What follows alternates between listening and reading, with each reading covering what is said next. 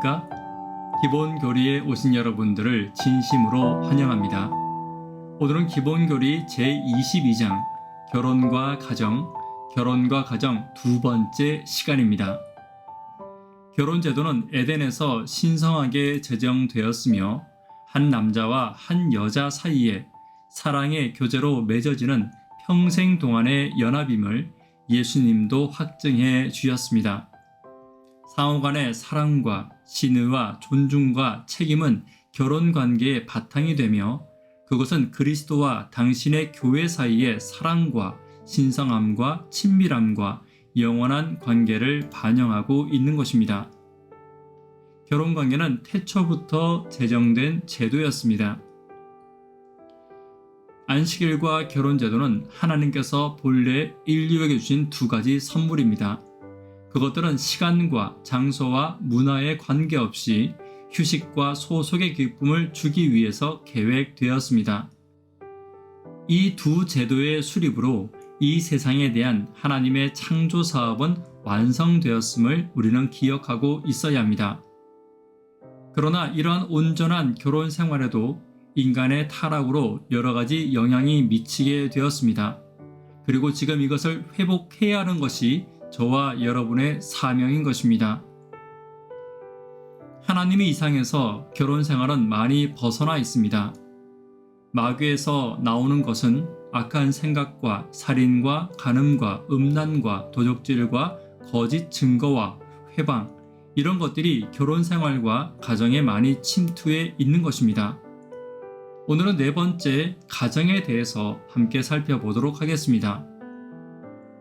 먼저 부모에 관하여 함께 살펴보도록 하겠습니다. 첫 번째는 아버지입니다. 성경은 남편과 아버지에게 가정의 머리와 제사장이 되는 책임을 부여하셨습니다. 특별히 아버지는 교회의 머리이신 그리스도의 모형이었습니다.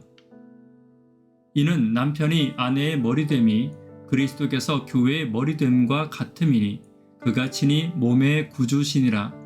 그러나 교회가 그리스도에게 하듯 아내들도 범사에 그 남편에게 복종할지니라. 남편들아 아내 사랑하기를 그리스도께서 교회를 사랑하시고 위하여 자신을 주심같이 하라. 이는 곧 물로 씻어 말씀으로 깨끗하게 하사 거룩하게 하시고 자기 앞에 영광스러운 교회로 세우사 티나 주름 잡힌 것이나 이런 것들이 없이 거룩하고 흠이 없게 하려 하심이니라. 이와 같이 남편들도 자기 아내 사랑하기를 제 몸같이 할지니 자기 아내를 사랑하는 자는 자기를 사랑하는 것이라. 양자는 서로 양보해야 하나 양심의 문제가 아닌 바에는 남편에게 판단의 우선권을 성경은 부여하고 있습니다. 동시에 그의 아내의 개성을 최고로 존중해야 될 책임이 아버지에게는 있는 것입니다. 남편은 희생적으로 가정을 인도해야 합니다. 그리스도의 통치는 지혜와 사랑의 통치입니다. 남편들이 자기 아내에 대한 그들의 의무를 다할 때 그들은 그리스도께서 교회에 대하여 사용하시는 것과 똑같은 부드러움을 가지고 권위를 행사하게 될 것입니다. 그리스도의 영께서 남편을 지배하실 때 아내의 복종은 오직 안식과 유익만을 가져올 것입니다. 왜냐하면 남편은 아내에게 그리스도께서 교회에 복종을 요구하신 것과 같은 방식으로 유익한 결과를 낳게 될 것만 요구할 것이기 때문입니다.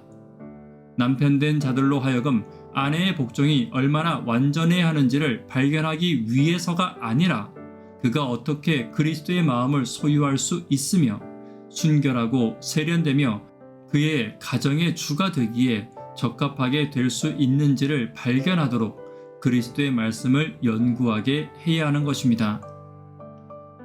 아버지는 가정의 제사장으로서 아침과 저녁 예배를 인도하며 하나님을 가정의 첫째 자리에 모시도록 해야 합니다. 자녀들과 함께 시간을 보내므로 어머니에 대한 존경과 사랑, 하나님에 대한 사랑, 기도의 중요성, 타인에 대한 사랑, 일하는 방법, 겸손, 자연과 하나님께서 만드신 사물에 대한 사랑과 같은 많은 것들을 배우게 해야 하는 것입니다. 어머니의 역할은 어떤 것입니까? 어머니가 되는 일은 이 세상에서 하나님과 동역하게 되는 가장 가까운 일입니다. 보좌에 앉은 임금의 직무가 어머니의 직무보다 더 높지 않습니다. 어머니는 가정의 여왕입니다.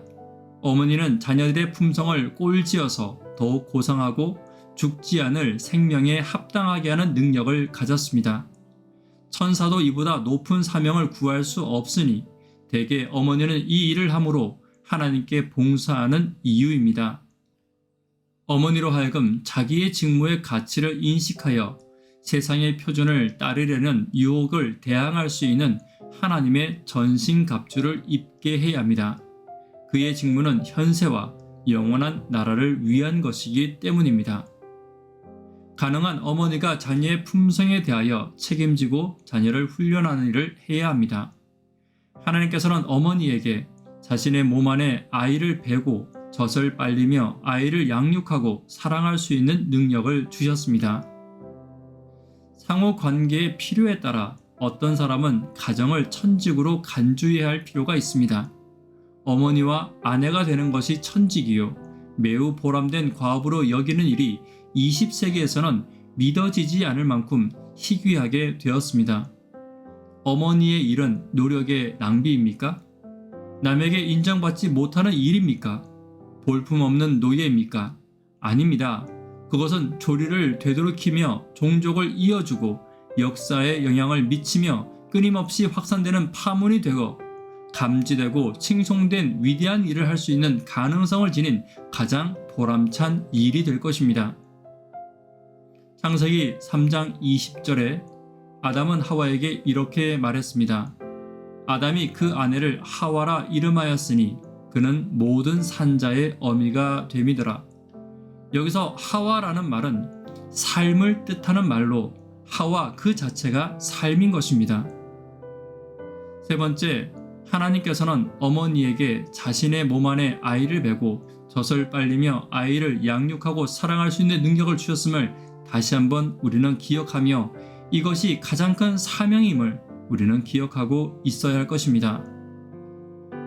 그리고 네 번째, 양육은 부모 둘 모두의 책임입니다. 자식은 여호와의 주신 기업이요 태의 열매는 그의 상급입니다. 자녀에 관하여 함께 살펴보도록 하겠습니다. 우선적인 일입니다. 배우자 외에 자녀에 대해서보다는 부모가 더 크게 책임을 져야 할 일이 없습니다.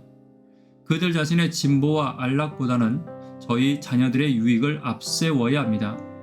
인생에서 가능한 한 가장 좋은 출발을 해주도록 해야 합니다. 부모의 가마력이 자녀의 영적, 정신적, 육체적 건강에 중요한 영향을 미치기 때문에 자녀의 복리를 우선적으로 고려하는 일이 출산 전부터라도 시작되어야 합니다. 사랑이 필요합니다. 부모의 사랑은 무조건적이고 희생적이어야 합니다. 자녀들은 일생을 통해 훌륭한 자화상과 건강한 정서를 갖게끔 부모로 사랑을 받아야 합니다. 부모의 사랑 가운데 염려 없이 자라는 자녀들은 구김살 없이 다른 사람들에게 나아가게 될 것입니다. 자녀들은 자라면서 하나님께 영광 돌리는 법을 부모로부터 배울 수 있을 것입니다. 자녀를 하나님께 드리는 일이 있어야 합니다. 가능한 한 생애의 초기에 저희 자녀들을 하나님께 바쳐야 합니다. 회중 앞에서 기도로서 저희 자녀를 하나님께 드리는 간단한 예식으로서 봉헌함으로 확장된 영적 가정의 일원으로서 생애를 시작해야 합니다. 회중들은 어린 자녀가 하나님의 자녀로서 그리고 그리스도의 몸의 일원으로서 사회적으로 영적으로 성장하는 일에 참여하고 함께 기도하기로 약속해야 합니다. 부모는 예식을 통해 주님의 방법대로 자녀를 교육시키고자 스스로 헌신해야 합니다. 어린 자녀가 생애의 초기부터 그리스도의 몸의 일부가 되도록 안식일 학교와 교회에 정규적으로 데려와야 합니다. 자녀가 학령기에 달하면 부모와 교회는 그리스도인 교육을 받을 수 있도록 노력해야 합니다. 부단함이 필요합니다.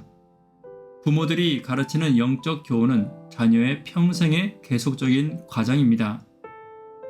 내 자녀에게 부지런히 가르치며 집에 앉을 때에든지 길에 행할 때에든지 누웠을 때에든지 일어날 때에든지 이 말씀을 강론할 것이며 너는 또 그것을 내 손목에 매어 기호를 삼으며 내 미간에 붙여 표를 삼고 또 내 집 문설주와 바깥문에 기록할지니라 라며 성경은 기록하고 있습니다. 자녀는 가정 전체의 분위기에 영향을 받을 것입니다.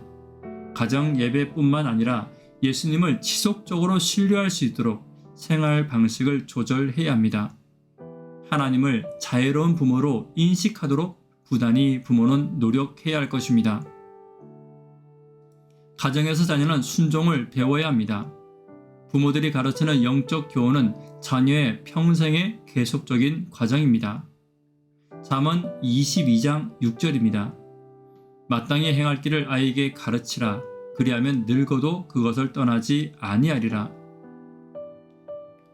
훈육은 자녀가 훈련과 지도와 모본을 통해 어른이 되는 견습을 받는 제자가 되는 가정이 될 것입니다. 충성, 진실, 공평, 일관성, 인내, 질서, 자비, 관대함 및 직업과 같은 중요한 원칙을 가르치는 것이 바로 순종의 의미입니다. 참된 순종의 비결은 새로남에 있음을 기억하고 아이들에게 가르쳐야 합니다. 하나님의 계명을 다만 의무검으로만 하나님께서 지키기를 요구하시니까 지키는 자는 결코 순종의 기쁨을 맛볼 수 없습니다. 이런 사람은 사실상 순종하는 것이 아닙니다. 참된 순종은 마음속의 원칙을 따라 행하는 것을 말합니다. 그것은 의를 사랑하고 하나님의 율법을 사랑하는 데서 생기는 것입니다. 모든 의의 진수는 우리 구주에 대한 충성심입니다. 이것이 우리로 하여금 의를 행하게 할 것이니 이는 그것이 옳은 일이고 또한 옳은 일을 하는 것을 하나님께서 기뻐하시는 바이기 때문인 것입니다. 또한 자녀들의 사회와 언어 개발을 위해 부모는 애써야 합니다. 사회화는 자녀들이 그것으로 말미암아 사회 속에서 활동할 수 있는 기본적인 기술을 배우는 과정입니다. 언어는 자녀가 배우는 첫 번째 가장 중요한 사회에서의 기능입니다. 가정의 언어는 특별히 하나님의 품성을 드러내는 것이 되어야 합니다. 자녀는 가족 가운데서 즐거운 애정 표현과 찬양을 자주 들어야 합니다. 성의 확인이 필요합니다. 어른들은 올바르고 적절한 정보를 통해 성의 개발에 따르는 아름다움을 자녀들에게 가르칠 필요가 있습니다. 자녀들을 성의 남용으로부터 보호해야 합니다. 또한 가정은 가치관을 배울 수 있어야 합니다. 부모들은 자녀들에게 종교적 원칙과 가치관을 일관되게 나타내어야 합니다. 교회의 가족들과 가까워져야 합니다. 교회 가족은 친척들과 떨어져 있는 친척들이 없는 사람들이 가치와 소속의 참된 의미를 발견하도록 도와줄 수 있습니다. 홀로 된 부모들은 교회에서 저희 자녀들을 사랑과 부드러운 애정으로 양육할 수 있는 안락한 장소를 발견할 수 있을 것입니다. 특별히 교회는 가정에서 결핍될 수 있는 적절한 역할을 제공할 수 있어야 합니다. 회중 가운데 있는 나이 많은 사람들을 사랑하는 법을 배움으로 자녀들은 존경심을 배울 수 있고 나이 든 사람들은 사랑하고 귀여워할 수 있는 어린 자녀를 갖는 만족감을 맛볼 수 있을 것입니다. 독신자들은 교회에서 사랑과 존중의 여김을 받고 또한 그들의 사랑과 활력을 함께 나눌 수 있는 특별한 장소를 발견할 수 있습니다. 도움이 필요되는 자들에게 특별한 관심을 기울이는 것은 더러움이 없는 경건의 한 부분이 될 것입니다. 교회 가족은 가족이 없는 자들에게 안식처와 피난처와 소속감을 주는 장소를 마련해 줄 수 있는 특별한 기회를 가지고 있습니다. 교회 가족은 그리스도께서 말씀하신 그리스도교 자체의 표가 될 수 있는 특별한 연합으로 각 교인들을 포용할 수 있음을 우리는 기억하고 교회가 그러한 곳이 될 수 있도록 노력하며 함께 연합해야 할 것입니다. 다섯 번째, 돌이킴에 관하여 함께 살펴보도록 하겠습니다. 그리스도인 가정은 주님을 위해 가족들을 구원하고 붙드는 도구가 되어야 합니다. 보라, 여호와의 크고 두려운 날이 이르기 전에 내가 선지 엘리야를 너희에게 보내리니 그가 아비의 마음을 자녀에게로 돌이키게 하고 자녀들의 마음을 그들의 아비에게로 돌이키게 하리라. 하나님께서는 재연합과 재단결과 돌이킴과 회복을 호소하시고 계십니다. 그분의 호소에 응하는 가정들은 참 그리스도교를 드러낼 힘을 소유하게 될 것입니다. 그러한 가정들로 구성된 교회는 성장할 것이며 그들의 젊은이들은 떠나가지 않을 것이며 그들은 하나님의 모습을 세상에 분명하게 드러내게 될 것입니다. 오늘 우리는 결혼과 가정에 관하여 두 번째 시간을 살펴보았습니다. 하나님께서는 결혼과 가정과 교회를 통하여 놀라운 축복을 허락하고 계시며 또한 그 축복만큼이나 중요한 사명들을 결혼과 가정과 교회를 통하여 우리에게 이루기를 원하시는 것입니다. 우리가 만약 그 사명들을 올바르게 이룰 수 있고 이 사명들을 위하여 열심히 기도한다면 교회는 놀라운 부흥을 경험하게 될 것이며 하나님의 가정들은 놀라운 행복과 축복의 장소로 변화하게 될 것입니다. 이 시간 가정과 교회를 위하여 특별히 결혼을 준비하고 있는 청년들을 위하여 함께 기도해 주시기를 부탁드립니다. 개인적으로 혹은 함께 예배하시는 분들과 기도하며 함께 시간을 마무리하도록 하겠습니다. 감사합니다.